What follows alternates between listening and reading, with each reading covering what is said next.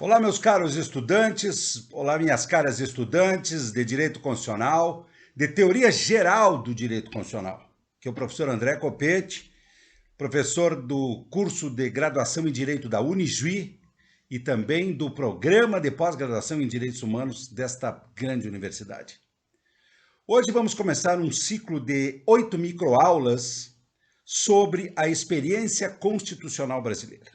Nesta primeira microaula, vamos abordar os grandes períodos históricos que constituíram, que caracterizaram, através de pilares fundamentais, o constitucionalismo brasileiro. E nas 7 aulas subsequentes, vamos estudar cada um dos pequenos ciclos constitucionais a partir da emergência, a partir da entrada em vigor de cada uma destas constituições. Nessa primeira microaula, em que vamos ter uma grande visão, na verdade, nós vamos fazer uma abordagem histórica de grandes períodos da história brasileira, da história política brasileira e, como consequência, da história jurídica, e projetar um pouco dessas características dentro do que veio a ser o constitucionalismo brasileiro. E aqui, para começar essa nossa aula histórica sobre essa visão geral do constitucionalismo brasileiro, nós temos que fazer duas grandes divisões para poder entender, com uma forma um pouco mais ampla, o fenômeno do constitucionalismo brasileiro. Em primeiro lugar, nós temos que separar dois grandes períodos históricos que são marcantes da vida brasileira. Primeiro, o Brasil que vai de 1500 até 1822, o Brasil colônia, vinculado à metrópole portuguesa e, portanto, vinculada às formas políticas e aos governos portugueses, e também ao direito português.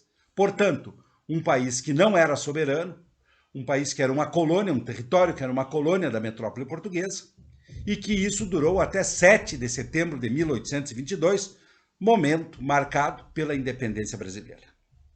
Logo após a independência brasileira, o que nós temos? Nós temos um país soberano, chefiado por um imperador sob uma forma de governo monárquica.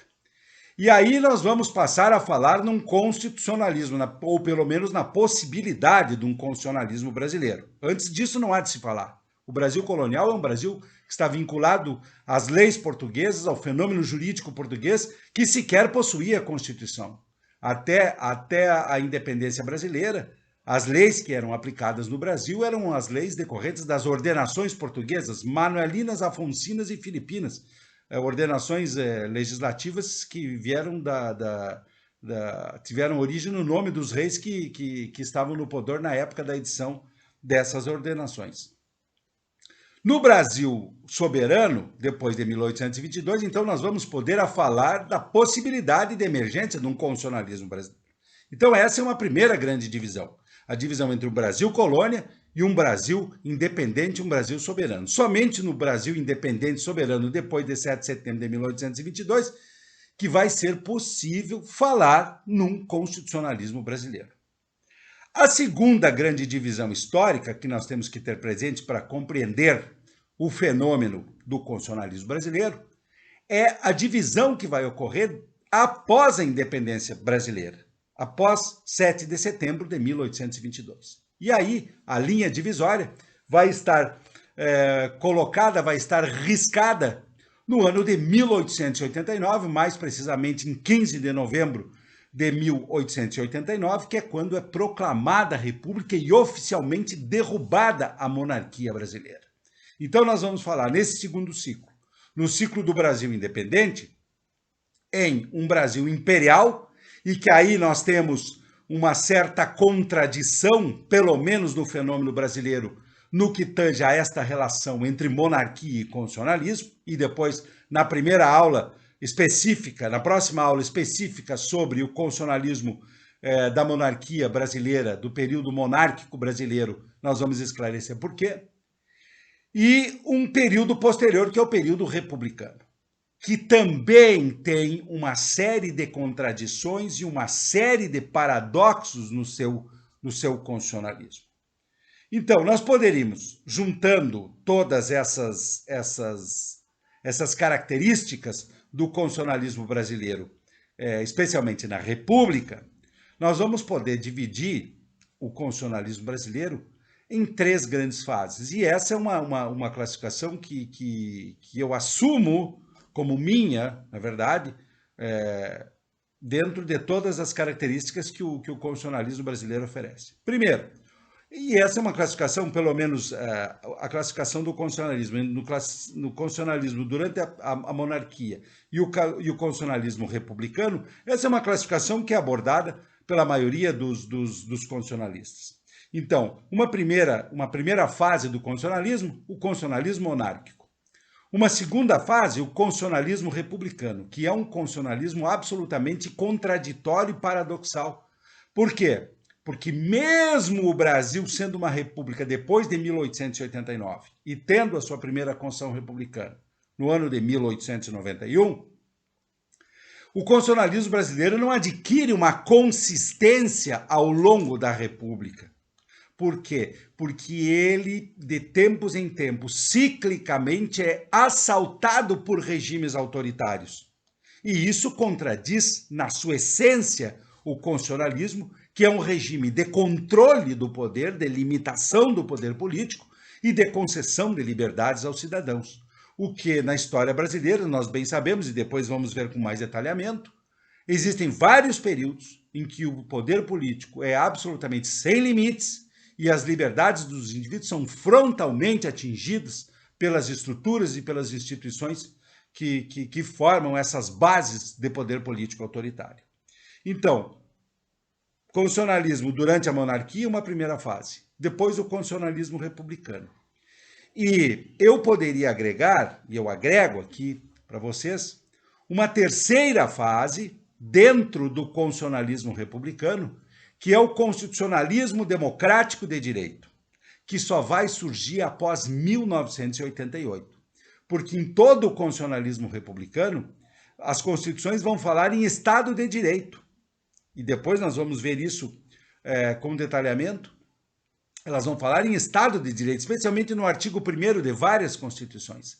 Mas nenhuma delas fala em Estado democrático de direito. E que, segundo a maior parte da doutrina constitucionalista, nós poderíamos classificar o constitucionalismo brasileiro depois de 1988 como um constitucionalismo democrático e social de direito. Tal foi o número, a quantidade de direitos sociais, de direitos não individuais, que foram positivadas no texto constitucional de 1988, como, por exemplo, no artigo 6º, como, por exemplo, no artigo 193 para frente, que trata da ordem social. Então, nós vamos ter uma grande quantidade, um grande núcleo de direitos sociais que vão dar uma nova característica. E podemos assim, chamar o constitucionalismo pós-88, a forma do constitucionalismo, a forma do Estado que foi estruturada na Constituição de 1988, como sendo de um Estado democrático e social de direito. Então, aqui nós temos uma visão geral do constitucionalismo brasileiro em grandes ciclos históricos, uma visão geral em grandes períodos históricos, em que nós associamos o modelo de organização política, o modelo de exercício do poder e as formas do constitucionalismo. E aqui nós temos um constitucionalismo monárquico, de característica absolutamente autoritária, veremos posteriormente. Temos depois um constitucionalismo republicano, que inicialmente a grande diferença é o encerramento da monarquia e a adoção do Estado Federal. E dentro do constitucionalismo republicano se destaca um período, que é esse período que estamos vivendo desde 1988, que é o período em que foi instituído um Estado democrático e social de direito no texto constitucional brasileiro, por força exatamente de uma grande positivação de direitos sociais. Então, essa é uma visão geral que dentro desses períodos, especialmente do período republicano, fundamentalmente dentro do período republicano, porque no período monárquico nós vamos ter uma Constituição, a Constituição de 1824, é dentro do período republicano que vão aparecer uma série de constituições, 6 outras constituições, e com características que muitas vezes vão antagonizar com a ideia central do constitucionalismo, que é a organização e a limitação do poder político e a concessão de liberdades aos cidadãos.